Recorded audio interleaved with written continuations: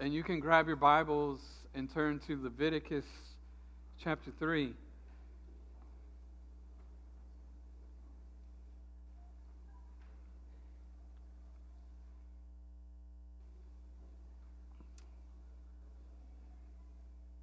Until a few years ago, I never thought about if I had to compare the church to one room in my house, what would I compare it to? And if you don't know, the reason I began to think about that is because of a church that is in our town called the Living Room. And I love many of the people that go there, and this just know, this is not a shot at them, just thought-provoking thinking.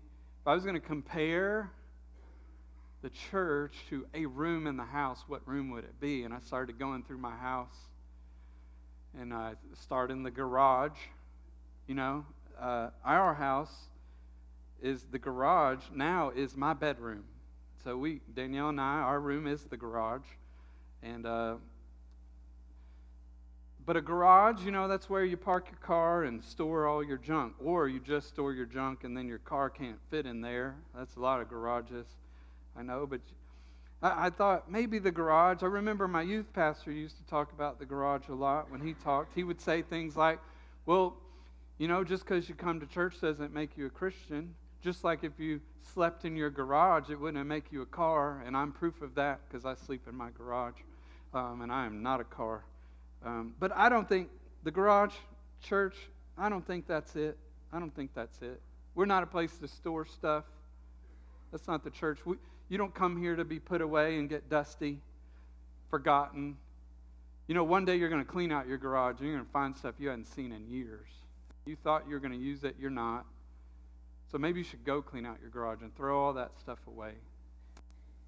But garage, probably not it. And then the bathroom, obviously not that. Closets, no. Bedrooms, just doesn't. You don't come. I mean, some of you come here to sleep, and God bless you. I hope you get the rest you need, but not the bedroom. The living room, obviously, I cannot agree with that. Otherwise, that would ruin the point of my beginning.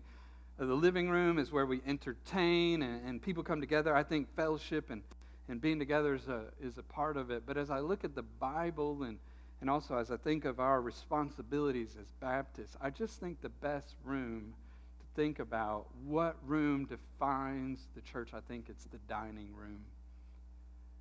I think it's the dining room.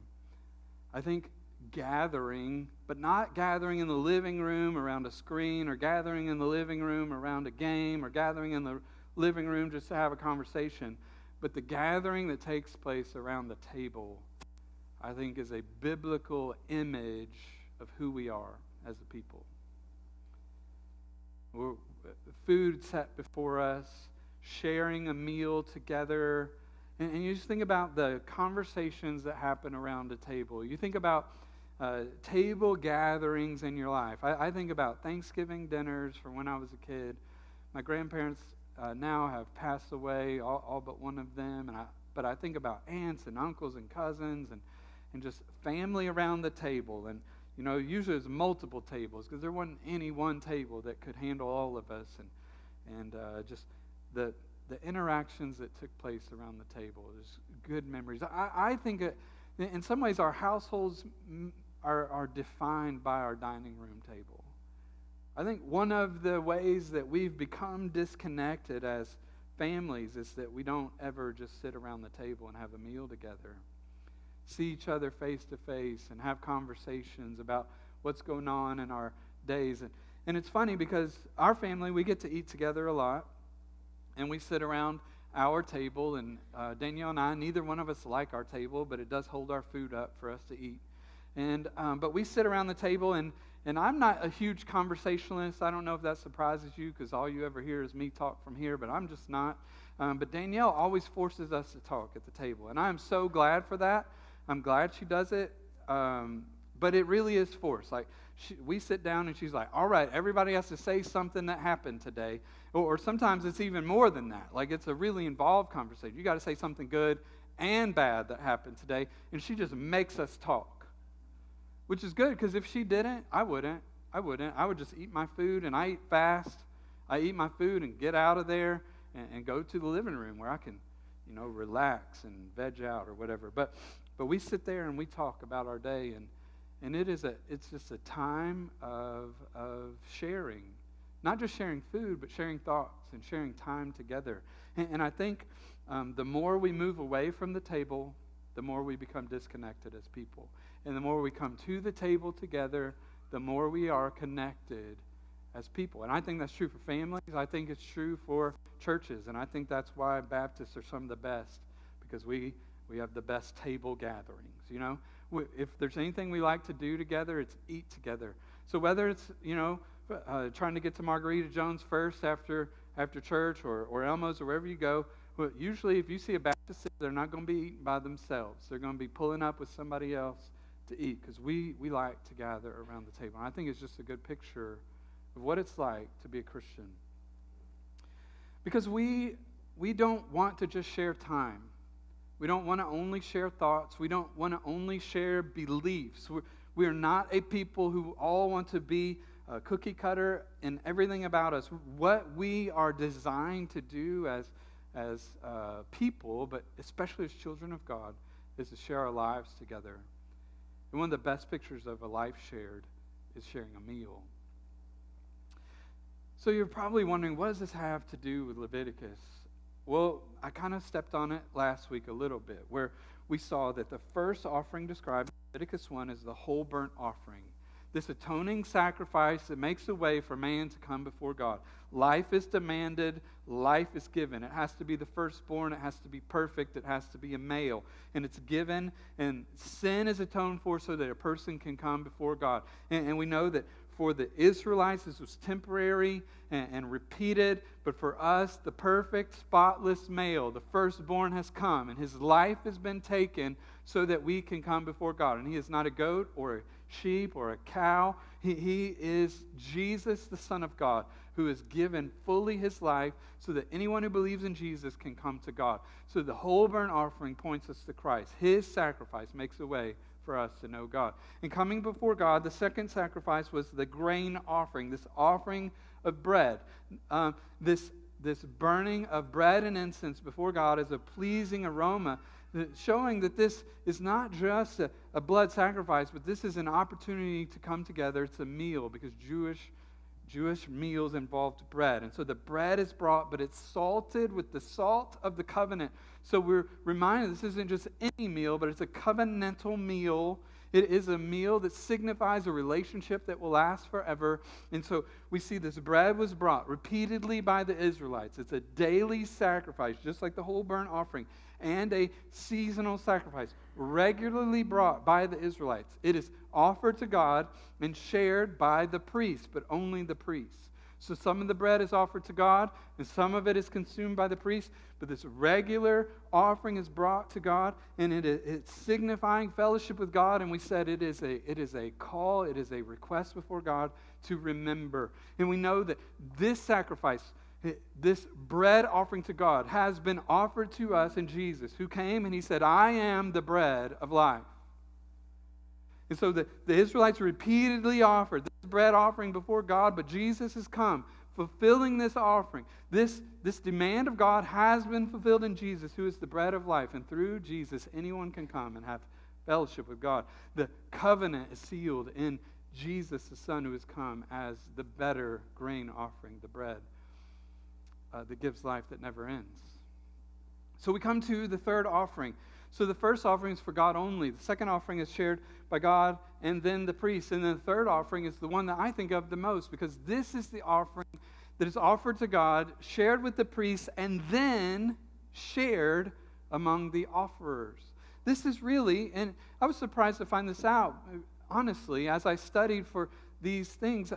Even up to last week, I thought there were multiple sacrifices that were shared by the offerer, but it turns out this is the only one. So this one's offered to God. Part of it is given to the priests for their sustenance, and the rest of it is used by the offerer to share with others, so they have a fellowship meal through this offering. This is the only one. The other thing that's unique about this offering in Leviticus 3 that we're about to read about now is that it is just whenever you want to do it. The first one is done morning and evening every day. The first one is done seasonally according to certain events in the calendar. The second one is done regularly and seasonally. It's prescribed. You must do this offering. But this one, the one we're about to read about now, just whenever you want to. You might call it a free will offering. It is just one that as you feel compelled, you bring it before God. It's not programmed, it's not daily, it's not seasonal. It's just whenever you think you should do it, you do it. So that's what the offering, this sacrifice we're about to read about in Leviticus 3, that's what it's about. Here's what it says. We're going to read all of Leviticus 3, and here it goes. If his offering is a fellowship sacrifice and he is presenting an animal from the herd, whether male or female, he is to present one without blemish before the Lord. He is to lay his hand on the head of his offering and slaughter it at the entrance to the tent of meeting. Then Aaron's sons, the priests, will splatter the blood on all sides of the altar. He will present part of the fellowship sacrifice as a fire offering to the Lord, and the fat surrounding the entrails, and all the fat that is on the entrails, and the 2 kidneys with the fat on them at the loins. He will also remove the fatty lobe of the liver with the kidneys. Aaron's sons will burn it on the altar along with the burnt offering that is on the burning wood, a fire offering of a pleasing aroma to the Lord. If his offering as a fellowship sacrifice to the Lord is from the flock, he's to present a male or female without blemish. If he's presenting a lamb for his offering, he's to present it before the Lord. He must lay his hand on the head of the offering and slaughter it before the tent of meeting. Aaron's sons will splatter the blood on all sides of the altar. He will then present part of the fellowship sacrifice as a fire offering to the Lord, consisting of its fat and the entire fat tail, which he's to remove close to the backbone. He will also remove the fat surrounding the entrails and all the fat on the entrails, the 2 kidneys with the fat on them at the loins, and the fatty lobe of the liver above the kidneys. Then the priest will burn the food on the altar as a fire offering to the Lord. If his offering is a goat, he's to present it before the Lord. He must lay his hand on the head and slaughter it before the tent of meeting. Aaron's sons will splatter the blood on all sides of the altar. He will present part of his offering as a fire offering to the Lord, the fat surrounding the entrails and all the fat that is on the entrails, and the 2 kidneys with the fat on them at the loins. He will also remove the fatty lobe of the liver with the kidneys. Then the priest will burn the food on the altar as a fire offering for a pleasing aroma. All fat belongs to the Lord. Amen. Somebody needs to put that on a coffee cup. This is a permanent statute throughout your generations, wherever you live. You must not eat any fat or any blood. So we just heard this sacrifice described 3 different ways, the same way each time, depending on the animal that's brought. Whether it is from the herd, that being a cow or a bull, it can be male or female in this case, or from the flock, whether it's a sheep or a goat. It's offered in a certain way. And the one thing that stands out is the sheep has a special thing that you notice, that when you offer the sheep, you have to cut off its tail because there's fat in the tail that has to be burned along with the fatty parts of the animal. But the thing that stands out as you read this prescription for this offering is that God wants the fatty parts. And so, we could take this all different ways right now. But we're going to try to stick to the way that makes the most sense and does us the most good. There could be a question, why, when we bring this offering before God, why burn the fat? Why does it say we shouldn't eat the fat and not the blood? Well, it's not for health reasons. It's not because the fatty parts are unhealthy and you should never eat fat ever, ever, ever.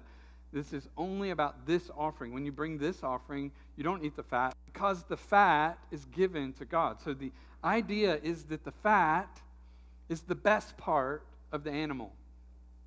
The fatty parts of the animal are the best parts. And so you would think about that and think, well, I don't know. I mean, sometimes I like the brisket that is marbled.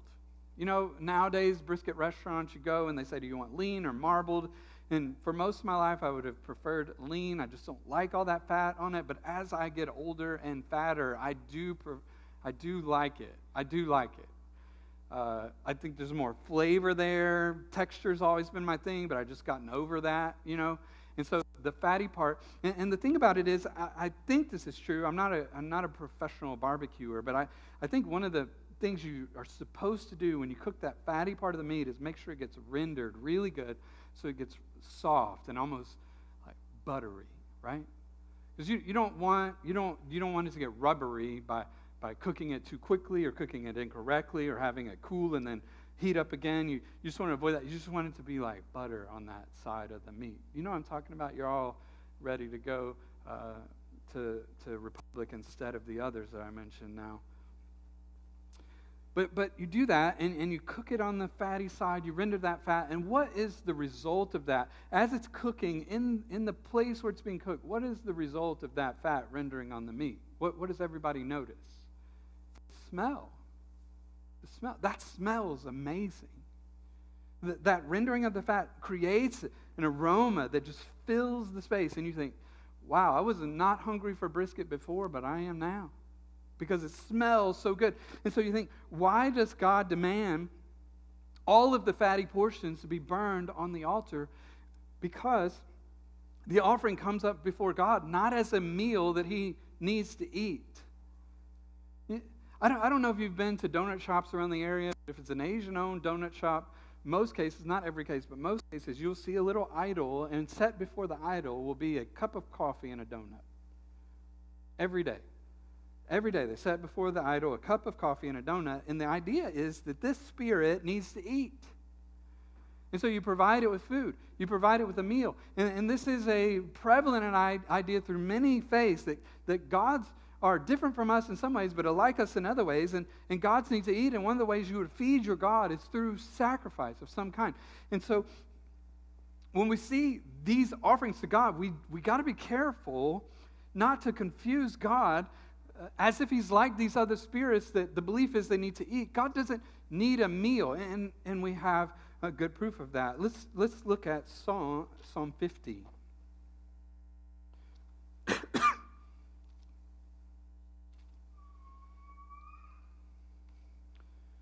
Psalm 50, and if you don't make it that, it's okay. I'm going to read it to you.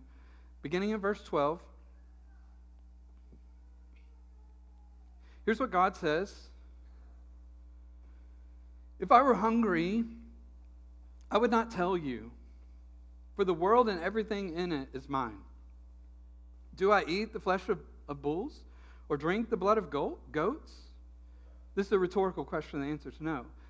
Verse 14, sacrifice a thank offering to God and pay your vows to the Most High. Call on me in a day of trouble. I will rescue you and you will honor me. So this psalm is about this offering. This psalm, what we just read, those verses are about this offering of fellowship, this offering of peace, this offering of thanksgiving. And we want to hear from God. He says, I want you to know for sure I don't need to eat. And even if I did need to eat, I don't need to be fed by you. I wouldn't even tell you, because there ain't nothing you can give me that I don't already have. So we need to be careful as we think about these offerings that God is not saying, hey, I need these things so that I can be okay. This is not what is happening. So why burn the fat? To signify this is not a meal like God needs to eat. This is as a pleasing aroma to God. So I'm going to burn the parts that smell the best as an offering to God. And everything else is going to be shared by the priest and by the offerer. So the pleasing aroma goes up before God, and then there's a fellowship around the table from the rest of what is offered. The rest of the meat is, I think it's a thigh, like a quarter of the meat is given to the priest, and then the rest of the meat is given to the offerer. And then it's his job or her job to share it with everybody else. And we see this offering throughout Scripture over and over again. Well, one of the most famous instances of this offering is the offering of Samuel's mother, Hannah, and her husband. When they go to the temple, they make an offering, and it says that her husband shares with her more than he does with his other wife. Now, we're not going to get into polygamy and how awful that is. Now, just this is an indication. When you got two wives, you got 10 times, 20 times, a million times the trouble. It's one man, one woman forever. That's how it's always been intended to be. All that to say, his intent was to show her preference, even though she couldn't have a son, see how much she could have from her husband, and hopefully satisfy that in her. But this was a free will fellowship offering offered to God and then shared among the family. And this had to be shared. I don't know the last time you butchered an animal, but it's not like a meal that would come in a bag. When Daniel and I were first married, we had a deep freezer, and my grandfather would give us half a cow for Christmas. And for two people, a half a cow would last forever. Like if we still had a deep freezer, I bet we'd still have some ground beef from that first cow. I mean, it lasts so long. It lasts so long. So you don't go slaughter a bull and give a little bit to the priest and the fat is burned up on the altar and then say, I'm going to eat the rest. You do not. That's impossible. The rest is to be shared. It's to be shared. It's a fellowship offering. So your family would come and your friends would come and you'd sit around the table and share in this offering together. You share it together. So it's fellowship around the table under an offering to God. So the beginning is offering to God, this act of worship before God, and then sharing in this act of worship together. And this is talked about over and over in the Psalms. We looked at Psalm 50, but let's look at a few more. Let's look at Psalm 26. All of Psalm 26 is a prayer that would go along with this fellowship offering. Vindicate me, Lord, because I've lived with integrity and have trusted in the Lord without wavering. Test me, Lord, and try me. Examine my heart and mind, for your faithful love guides me, and I live by your truth. I do not sit with the worthless or associate with hypocrites. I hate a crowd of evildoers. I do not sit with the wicked. I wash my hands in innocence. I go around your altar, Lord, raising my voice in thanksgiving, telling about your wondrous works. Lord, I love the house where you dwell, the place where your glory resides. Do not destroy me along with sinners, or my life along with the men of bloodshed, in whose hands are evil schemes, and whose right hands are filled with bribes. But I live with integrity. Redeem me and be gracious to me. My foot stands on level ground. I will bless the Lord in the assemblies. You see how this is a prayer that would go with this offering, and it's not just, it is about this individual offerer personally, but it has to do with who they're with. It is a communal offering. Let's look at Psalm 56. So we're going from 26 to 56.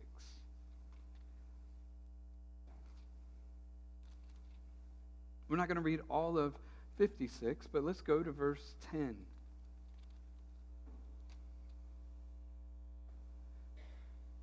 Verse 10 begins, in God, whose word I praise, in the Lord, whose word I praise, in God I trust, I will not be afraid. What can mere humans do to me? I am obligated by vows to you, God. I will make my thank offerings to you, for you rescued me from death, even my feet from stumbling, to walk before God in the light of life. So this is another. It's a prayer that would go along with this offering. This is a prayer of, I'm not going to be afraid. In fact, this psalm, the beginning of it, verse 1, we used to sing it to our kids when they were afraid at night. Verse 3, when I am afraid, I will trust in you. And so when our kids would get scared at night, we would go in and we would sing this little song to them. When I am afraid, I will trust in you. And so this is a part of this offering. That someone who has something to be afraid of would go before God with this offering and say, God, this is a demonstration that I trust in you. But notice this idea of trusting in God, even in a situation where fear would be involved, involves fellowship. You think about the times you're most afraid. When you have the most fear, it would be when you're most alone. So I go and offer this offering to God. God, I trust you. Here's this offering of trust I have to you about this thing that I'm afraid of. And then you sit down at a table with your family and your friends and say, all right, I'm not by myself in this. I'm not alone. not only do I have God with me, but I have my people with me. I have no reason to fear. And so then the table becomes a part of the idea of the offering. One more, Psalm 100.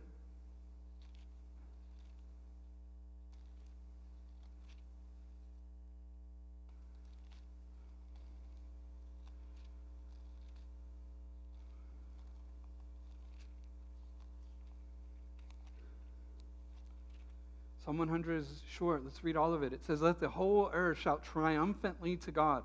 Serve the Lord with gladness. Come before him with joyful songs. Acknowledge that the Lord is God. He made us. We are his people, the sheep of his pasture. Enter his gates with thanksgiving and his courts with praise. Give thanks to him and bless his name. For the Lord is good, and his faithful love endures forever. His faithfulness through all generations." Can you imagine this is your offering today, and this is the song that comes with your offering? Just think about now 3 different ideas that came with this offering. The first was, God, deliver me from wicked people. I do not associate with them. And then you sit down with the people who you do associate with. The second one, God, I'm afraid, but I trust in you. Help me to not be afraid. And then you sit down with the people who encourage you and support you and protect you. And this one, God, I'm so thankful. We just want to shout triumphantly to God. You are our God. You made us. We are the sheep of your pasture. We are your people. And then you sit down with those people and you have a meal. You see, there's no prescribed. This offering does not have to be some prescripted thing like it only is for this occasion. It is for whatever occasion draws you to the house of God. Whatever occasion draws you into the presence of God. You bring this offering, you offer it to God as a pleasing aroma to him. He's so glad that you brought it to him. It pleases him when you come before him. And then you share it. You share it with the ministers of the temple. And so then it's shared with the priests. And then you sit down with the rest of it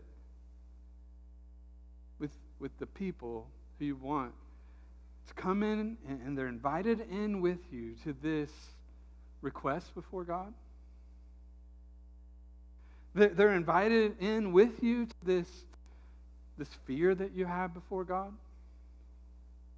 They're invited in with you to this celebration of what God has done in your life, so that no matter what it is, whether it's something you're asking from God or something you're declaring to God about yourself that's a weakness in you, or something that you're celebrating before God, you're saying, here, I'm doing it with these people.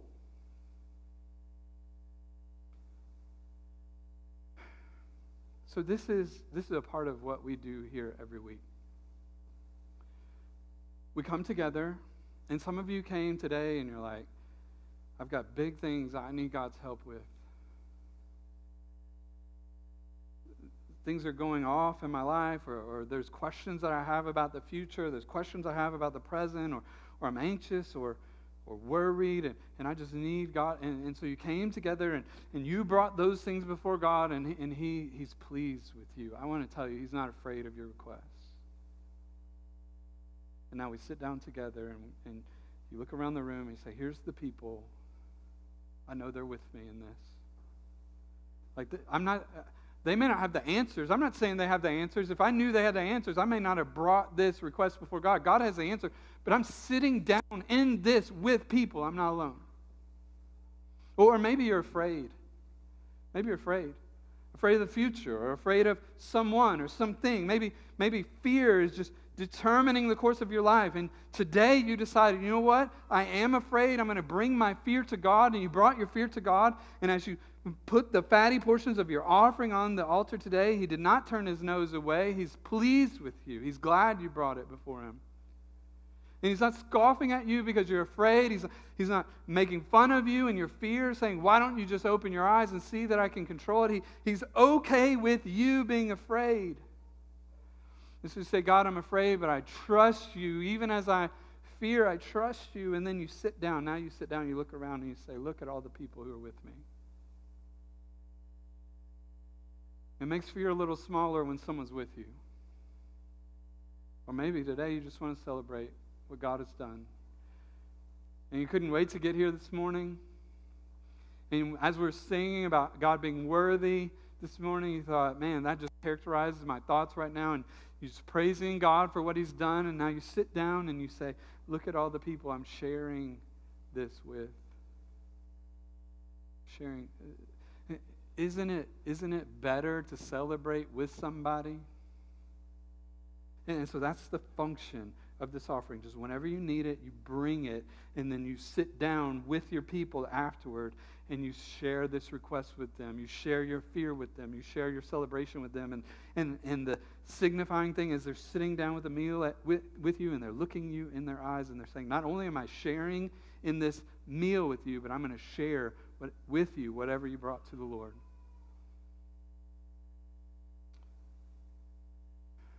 And that's what we're supposed to be for each other. Look, some of us are a member of the church, but we live in isolation. Some of you are regulars in attendance, but very irregular in your sharing anything with the rest of us. And I don't say that to condemn you. I know you think you got to handle it on your own. I know you think you can. I just want you to know that's not why the church exists, so that we can all live in our own lane and do the best we can on our own. We're here to share with each other. I think the picture of the church is the dining room table. And you bring whatever you brought, and you share it. And we're glad to be there with you to share it with you.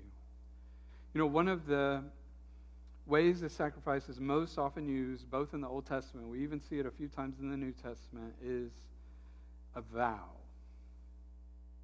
Whether it's at the beginning of the vow or the conclusion of the vow, but usually it's at both. At the beginning of a vow, and then once that vow is fulfilled. So let's say a person was going to make a vow to be set apart for the Lord. There was a specific vow in the Old Testament called a Nazirite vow, and you know of at least one Nazirite if you know of Samson. Now, Samson did not fulfill his vow, but the vow was made nonetheless. And so to make the vow, the person is brought before, or they bring themselves before the Lord, and they say, for this period of time, I'm not going to cut my hair. For this period of time, I'm not going to have any strong drink. For this period of time, I'm not going to be around anything that's dead. And so they set those parameters for themselves. And they say, okay, it's for a period of time, so I'm going to begin this vow with this offering. And this is the offering they would bring. Some of it's offered to God, some of it's shared with the priest, and the rest is shared with the community, with this family. Now, why do you think it's so important at the beginning of the vow to not only share it with God and the priest, but also to share it with the community? Well, because of accountability. So if I were to come to you and make a vow, you know what? I'm going to, every day, I'm going to read from my Bible. I'm going to commit every day to read from my Bible, and I'm going to commit to pray for 5 specific things every day. And I told you that, and I made a vow with you, and so then a week from now, or a month from now, or 5 months from now, you could say, just in conversation, say, hey, how's your Bible reading going? And I'd be like, hey, you know what? I made it to Leviticus. You know? And they started talking about cutting up meat and burning up fat, and I just, didn't know about it. So I'm not, or maybe you're like, I'm doing great. What about those 5 things you're praying for? Has God answered any of those requests? How's that going? Are you consistently doing? So because it's shared between me and you, now you can ask me about it, and I can tell you how it's going. What if instead of that, I just told God, hey, God, I'm going to do my best to read my Bible every day and pray for these 5 things. I did that January 1, and now it's June, or, well, it's not. It's August the 10th. And August the 10th, I'm not doing great at all, but nobody's there to ask me because I didn't tell anybody.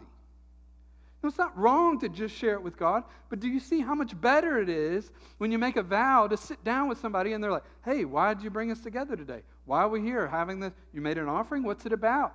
You're not going to be able to avoid that at the table.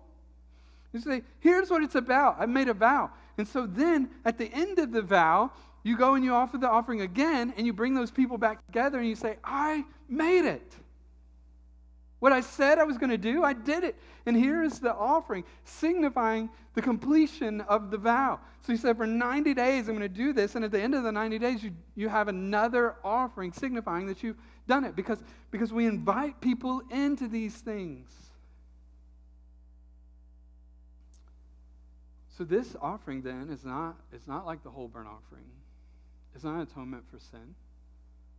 It's not like the grain offering, where it is a prescribed offering, reminding us that God is the one who provides for our needs, and we beg of him and call on him to remember. This is an occasional offering brought before God and shared with your community, the people that are around you, the believers that support you. It's an offering that brings us to the table, not just the table of the Lord, though that's important, but it brings us to one another's table, because we need to be reminded, just like the Israelites did, that our relationship with God is not a one-on-one, it is a one-on-many relationship. See, God made a covenant with a people, not with a person. Now, he fulfilled the covenant through a person, Jesus, but Jesus, the person, came to fulfill the covenant, and the covenant was to make a people for God. So even though the covenant is fulfilled through Jesus, the one man, it was the one man so that the many could be made whole. It's with a people, and we are called into that people through our relationship with Christ. And too many of us are trying to do it by ourselves. So we come to worship, we bring our offering to God, our thoughts and our cares, whatever brought us together. We sing our songs, we listen to our sermon, and we go home and we try to do the best we can all on our own. I want to invite you to sit at the table with one of us, a few of us. And I'm figuratively, yes, let's just share our lives together, but maybe literally, let's just sit down over a meal and talk about our lives. What's God doing? What do you need him to do? What are you afraid of? What causes you anxiety? What can you celebrate? And just have these conversations with one another to be reminded it is between me and Jesus, but not just me. I'm a part of a people who are his. But some of you here are not a part of God's people. You're God's creation. You are a person, and he loves the world. But you don't know him, and he doesn't know you. If you were to stand before him right now, you might make claims about going to church and even maybe saying prayers, but his response to you, because you have no relationship with him, would be to depart from him because he doesn't know you. And if that's you, I think you know who you are. You know you're separated from God by your sin. You know that you don't have a relationship with him, and you've never really even sought one. And you haven't even really thought about the consequences of it. That if you're separated from God now, there's a potential you could be separated from God forever. But there is a remedy for you. You can be welcomed in. You can be welcomed to the table of the Lord. It's by faith. You put your faith in God. You become one of his covenant people, and you're welcomed in. You just believe in Jesus, that through his sacrifice, everything that God demands is atoned for. And now you're welcome to the table of the Lord through Christ. You can come in and you can be a part of his people. And then you can make offerings to God, and he welcomes you. It's pleasing to him. And then you go and you sit down at a table with God's people, and you know, I'm not alone. I think one of the most encouraging things for me is when we meet together. I've got a godly family. Both my parents, my wife, my kids, for the most part, are godly, except for when they're not. They say the same thing about me. And I need that as a part of my life, but one of the most encouraging things for me, one of the things I need the most as a follower of Jesus, is to meet together with you. Because sometimes I have things I need to ask of God that only he can answer, and I need you to come alongside me with a testimony that say, God has done that for me. Or I'll pray with you about that. Or I just want to encourage you that even if his answer is no, that we'll be here with you. Sometimes I have fears and anxieties, and I can always take those to God, but it is very helpful to me to be able to take those to one of you, or a few of you. Say, here's what I'm struggling with. You say, you know what? We're going to trust God with that, but just know I'll be here with you too. One of the greatest things, one of the things I enjoy the most is just celebrating what God has done for me with you. You know, we went to Montana, 17 of us went on a mission trip. And I can't help but smile when I talk about that trip. And I know Miss Dara broke her leg, and that was sad. But for the most part, this trip was amazing. And I think even Miss Dara would say it was amazing. Even after she broke her leg, we still had fun. I don't know if you've ever drugged somebody on a VBS chariot through a house because they couldn't walk. But that's kind of fun. But it was just a week of just kind of being together with people celebrating what God is doing. You look around at the scenery, man, this is amazing. God is amazing. Look what he's made. And I didn't have to look far for someone else who's saying the same thing, and we just share that. How amazing is our God that he made Montana? I mean, he made Gulf Coast of Texas too, but he took extra care up there. It's amazing. And just the little things that God would do during the week. And you didn't have to look far. You just look over your shoulder and just celebrate with someone. Look what God has done. God's doing. It's the best. It's the best to have somebody to celebrate with, and that's who we are. That's who we are. Just a people who come together week after week, as often as we need, as often as we care to celebrate what God has done, is doing, and will do. And if you don't have that, I hope that we could be that for you. If you need a people when you offer your offering to sit at the table with, we'd be glad to be that for you. And maybe you already are us. We are your people.